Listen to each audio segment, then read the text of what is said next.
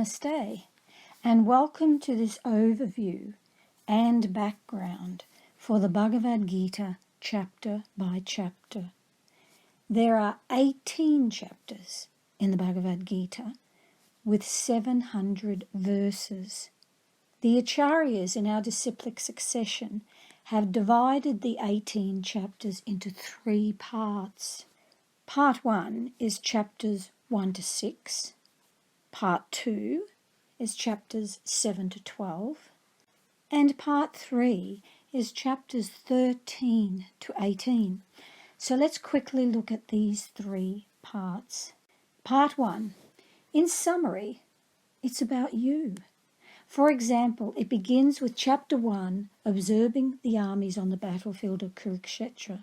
This chapter is the laying out, the setting of the scene for the Bhagavad Gita. But this leads into Arjuna's very personal predicament, his internal battle. So while there is an external battle, this is about Arjuna's internal battle, and it's about our internal battles. This is why this first part is about you and me. Part 2, in summary, it is about Krishna. For example, in chapter 10, it talks about the opulence of the Absolute. Chapter 11, the universal form.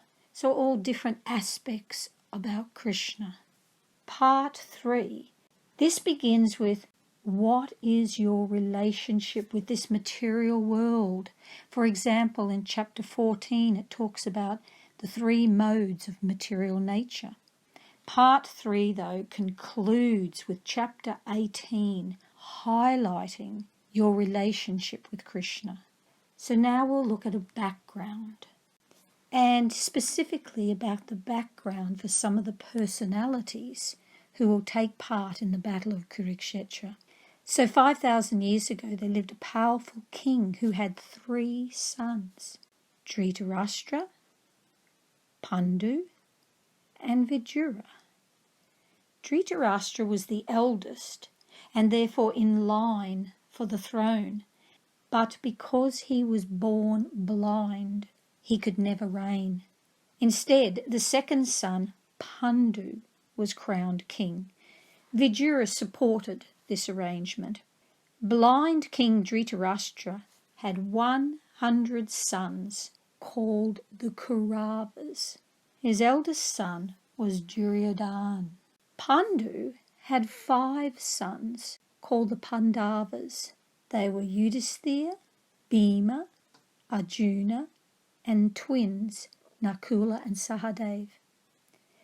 King Pandu died when his sons were young boys, and they were sent to live with their uncle, the blind Dhritarashtra, and their 100 cousins. Dhritarashtra temporarily took charge of the kingdom while his nephews were growing up under his care. But when the eldest of the Pandavas, Yudhisthira, came of age, he was supposed to be crowned as the king. Duryodhana made sure his father did not do this. In fact, Duryodhana was filled with so much envy and rage towards his cousins that he cheated them and took possession of their property. He was adamant he would not give them enough land equal to the tip of a needle.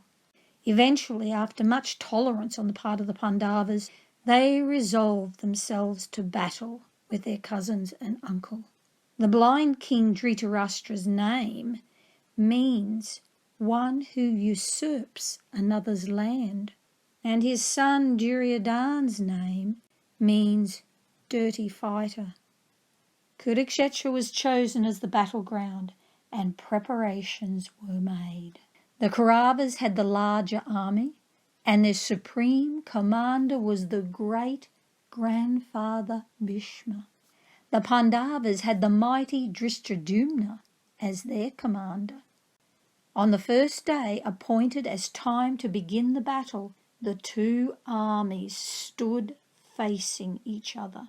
Just before the battle was about to begin, Bhishma blew his conch shell very loudly, making the sound like the roaring of a lion. This vibration gave the Kaurava army joy and courage of heart.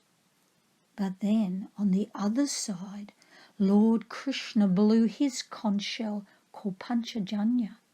Arjuna blew his, the Devadatta, and his brothers blew their respective conch shells, and the hearts of the Kaurava army shook.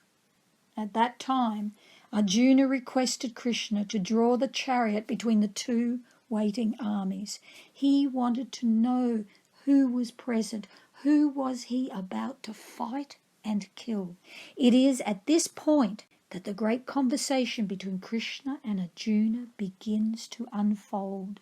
But there is one other person who is also mentioned in the Bhagavad Gita. His name is Sanjaya.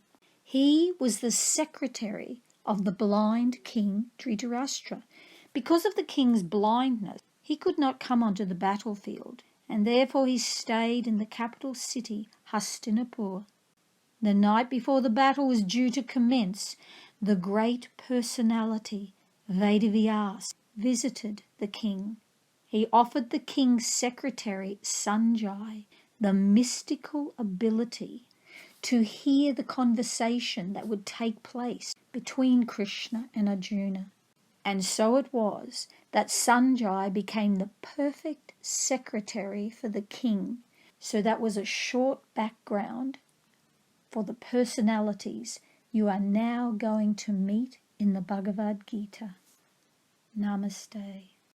Hare Krishna, Krishna Krishna, Hare Hare, Hare Rama, Rama Rama, Hare Hare.